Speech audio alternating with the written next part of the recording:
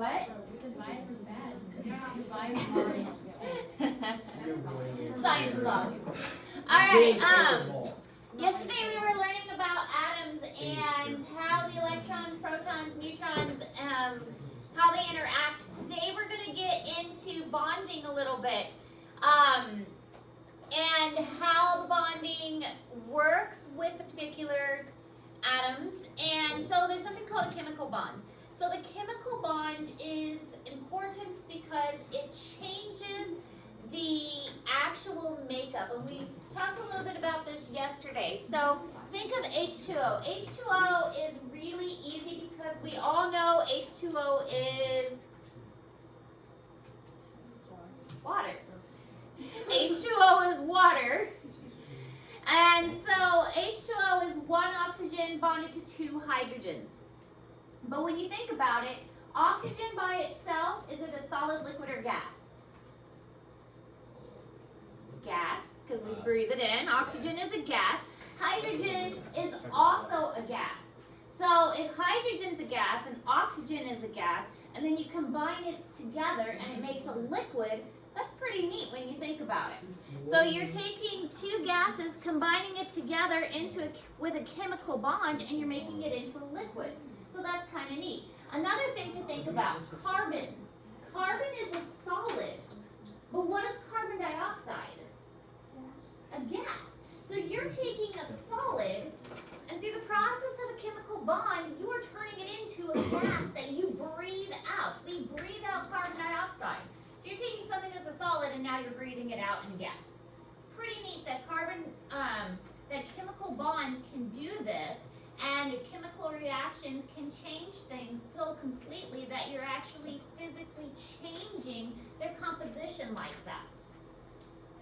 So that's what these chemical bonds are doing, and these chemical reactions are doing. It's changing things so completely that it actually changes their physical forms. You're fine, I'm just moving this so I can walk around. Because I don't hold still.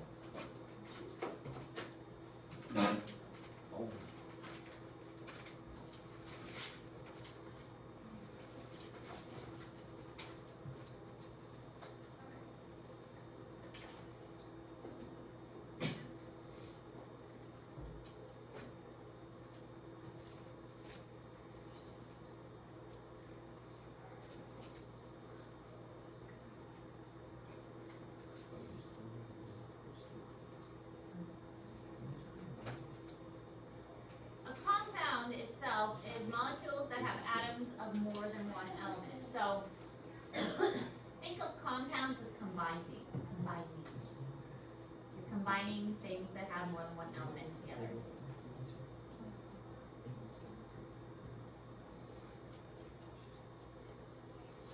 So here's a compound of water, or water molecule. We've got two hydrogens and an oxygen, just like I was saying. So hydrogens, there's two of them. One oxygen, which is why we call it H2O. H2O. Everything's got an abbreviation to it. That's why on the periodic table, everything's got a little abbreviation to it. So the hydrogen obviously is H, oxygen is an O, carbon is a C, sulfur is an S, phosphorus is a P. I mean, everything. AU. Yep. Some Yes. of them are weird. Potassium is K, so some of them have weird ones. But sodium is Na, so I mean some of them are weird, but now there are different kinds of bonds, and the first one we're going to learn about is an ionic bond. An ionic bond is a bond that deals with positive and negative attractions. Okay, so this is how it works. Remember those electrons we talked about yesterday and how they like to have their outer shells filled. Well, sometimes if the outer shell just has one electron just hanging out, it's easier to give that electron away instead of trying to fill up all those empty spaces. So if you can hold like 8 electrons, but you only got 1 electron there, instead of trying to find 7 bonds to fill all those empty spots, just give that extra electron away, and then boom, you've got a full shell because the next shell down is filled. So that's what some atoms will do. They'll that's just hanging out, and the next shell down is completely full. But the problem with giving up that one extra electron is now it's a little bit positive because now it's unbalanced. And that's the other thing. It's like we talked about how they like to be balanced too. Well, if you give it up, now it's not balanced anymore. And so now when it gives up that electron, that negative charge goes away and now it's a little bit positive. Well, there's other elements that have their outer valence shell almost completely filled and they just need one more electron. So if they accept an electron from somebody else who's giving it away, now they're a little bit negative because they got that extra negative electron.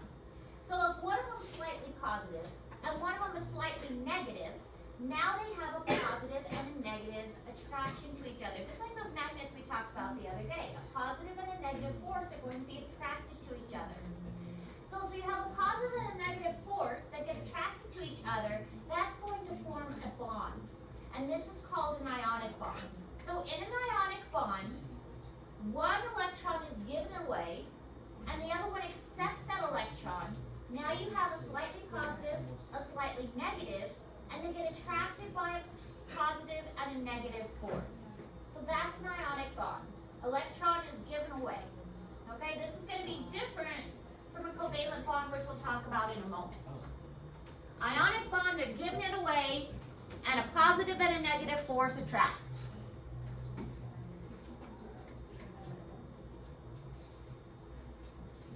The lone electron in the outermost shell of a sodium atom can be pulled or knocked out. This ionizes the atom. It is now a positively charged sodium ion. A chlorine atom has an electron vacancy in its outer shell and can acquire another electron.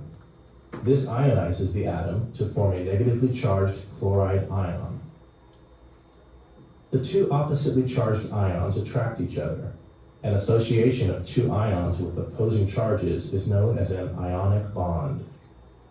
You can observe the outcome of ionic bonding in a portion of a crystal of table salt, or sodium chloride.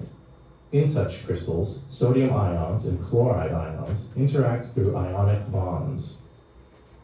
The other thing to keep in mind when you have an ionic bond is they often form very like uniform structures, like crystals. So in this picture right here, you can see it's a cube shaped. So oftentimes they're going to form these very uniform structures with an ionic bond. Covalent bonds form really weird structures a lot of times. But ionic bonds form these nice kind of regular shapes to them.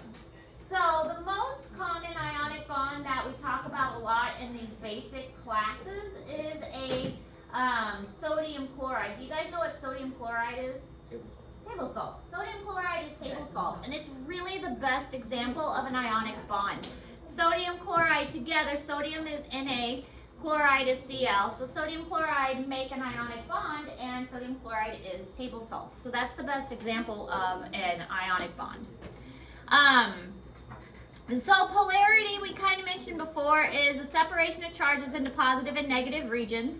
So you're going to have a positive charge on one and a negative charge on another. So one of them is slightly positive, one of them is slightly negative, and this positive and negative is going to just kind of zip them together like magnets get kind of pulled together. Electronegativity is the measure of the ability of an atom to pull electrons away from other atoms. This means that some of them are better at pulling that electron away than others. And we'll see this in some other times where they can hold on and grab those electrons and hold on to it very, very strongly. Now, by holding onto the electron strongly, it makes the bond difficult for them to break apart. The thing with ionic bonds, though, a lot of times because they're based on positive and negative, they're actually pretty easy to break apart in water. Water, we'll learn about as well, has something called hydrogen bonds, and the hydrogen bonds dissolves ionic bonds pretty well. So as you probably realized before, if you put salt in water, salt dissolves pretty well in water. So it's pretty easy to dissolve in water. So that's because ionic bonds dissolve pretty easily in water.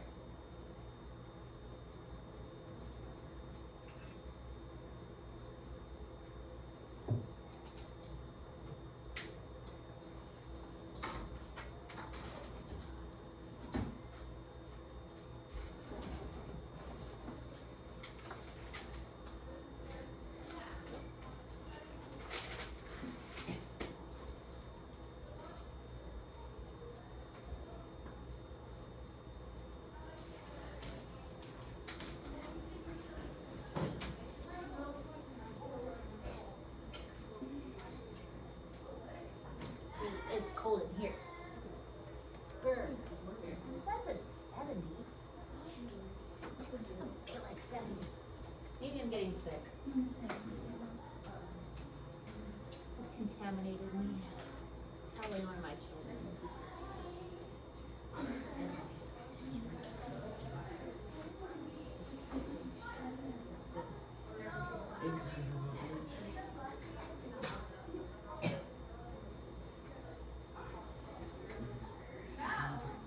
Alright, so this is what the sodium chloride looks like. Again, the sodium and the ionic bond forms that very crystalline structure. Here's how it works. The sodium loses the electron and gives it away so that it has a slightly positive charge. The chloride gets the electron, so it has a slightly negative charge. And so the two get attracted to each other by that positive and negative. And this is all because they want that outer shell full. And in order to do that, this one had an extra electron in its valence shell. This one needed an extra electron, so it just made more sense to give it to the chloride to fill that valence shell.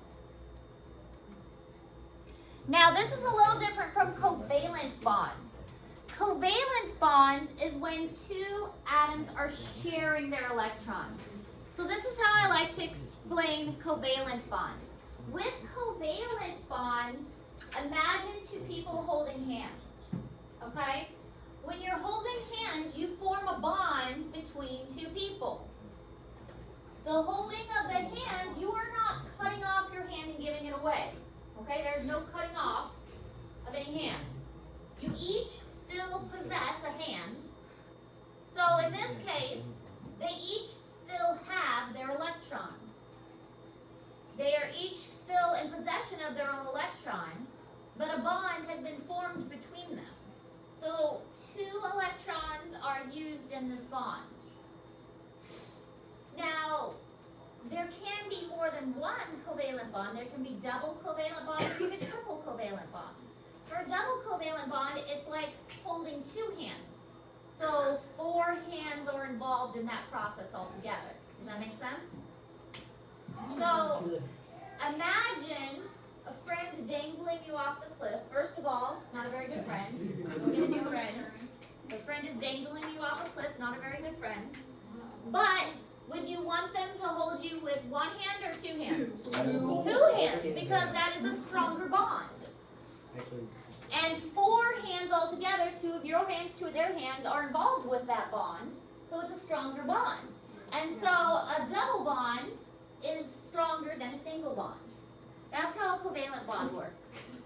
Covalent bonds are typically stronger than ionic bonds overall. They're a little bit harder to break. But anytime any kind of bond is broken, energy is released. Think of a bond as like storing energy, like charging up a battery. Anytime a bond is formed, energy is stored for later. Anytime a bond is broken, energy is released. I don't know if you can have a quadruple bond, maybe? That's kind of nuts. Maybe the quadruple bond. So that would involve 8 electrons, 4 from each atom. But I know triple bonds can be done. Not super common. Double bonds are kind of common.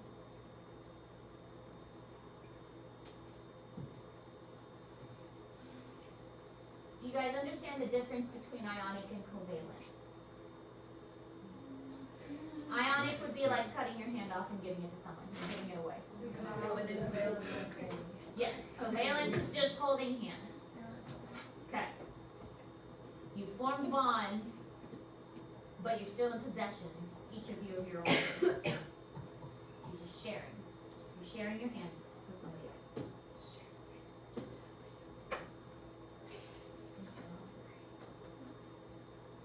Don't cut your hand off, that's weird and gross. If I need to. I mean, surgically different.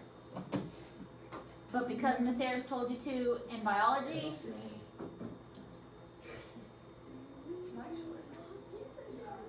It's gonna be. Congratulations.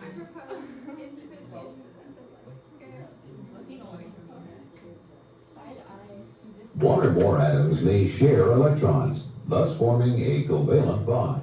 Electrons will spend a portion of their time associated with each of the participating atoms. A single covalent bond represents the sharing of one pair of electrons, such as with two hydrogen atoms. A double covalent bond is formed for the sharing of two pairs of electrons. so 4 total. 4 Atoms electrons. sharing 3 pairs of electrons form triple covalent bonds between them. So 6 electrons would be shared if it's a triple covalent bond. Does that make sense? Yeah. Okay. All right, now sometimes this is where it starts to get a little tricky. Sometimes some of the atoms can get a little bit greedy. Have you ever walked in and like shook somebody's hand and they like squeeze your hand to death? Yeah. Okay, so sometimes people have a greater grip than others, and some people give you like a wimpy handshake. Yeah, it's like. Okay. That happens with atoms too. Sometimes the atoms get greedy and they get a really firm grip on those electrons. And sometimes they're just kind of weak and wimping and they can't hold on to their electrons very well. So this is happening with H2O. This happens with water, okay? In the case with water, the oxygen is really big. He's kind of a bully. And he holds on to those electrons really, really strong. They have a covalent bond. Usually it's drawn as a line when we draw it out like this. So a solid line represents a covalent bond. And oxygen, he's a little bit bigger. He's kind of a bully. He holds on to those electrons really, really strong. And so he kind of has just a little bit of a negative charge. Okay, it's still a covalent bond, but he's grabbing on a little bit stronger and doing a little bit more of the work. So those electrons kind of gravitate a little bit more to the oxygens, okay? The hydrogens, they have a little bit of a weaker grip. So they can't hold on quite as tightly, so that makes them have a little bit of a positive charge.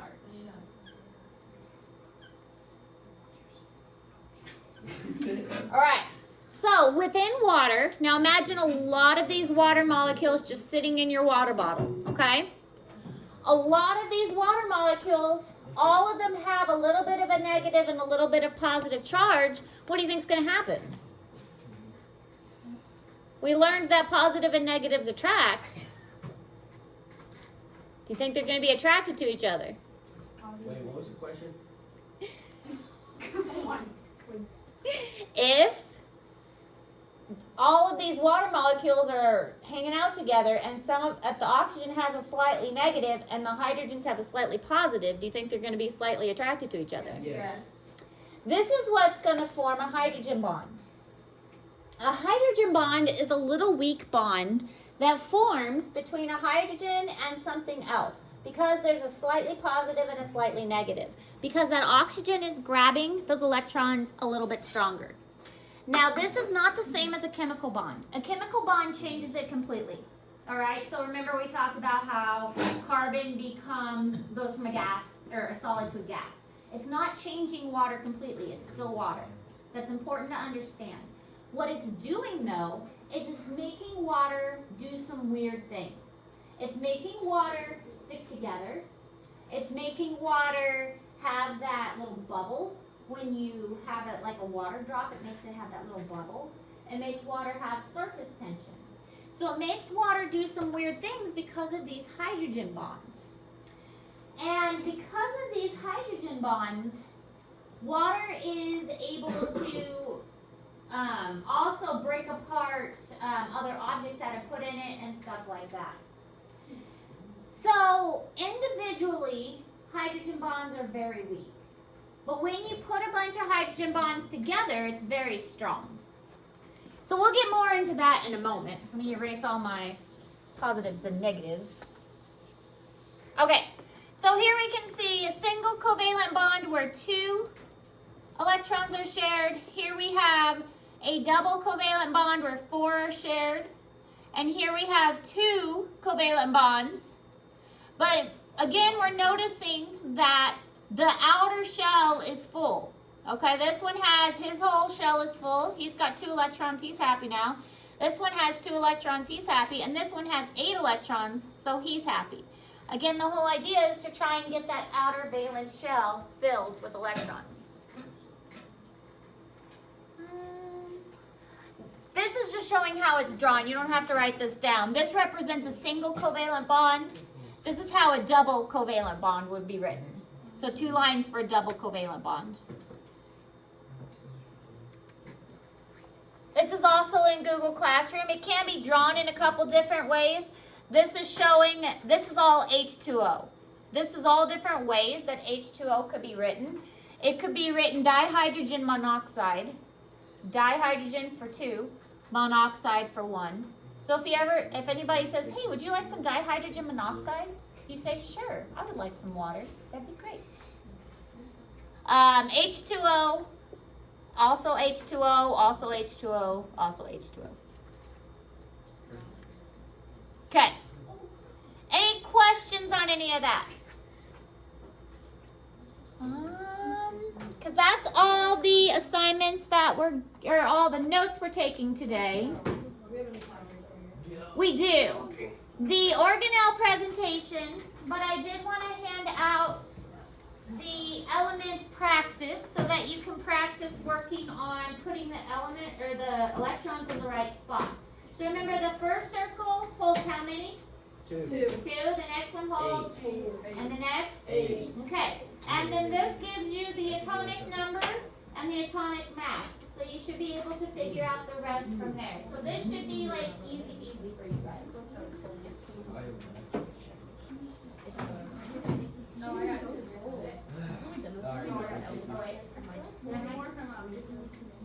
Yeah, I Everybody do one. Yes. Oh, so you just say how much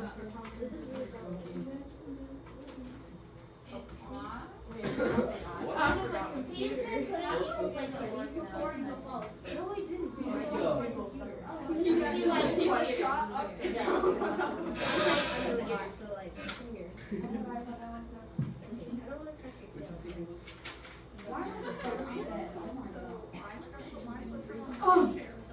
Quincy!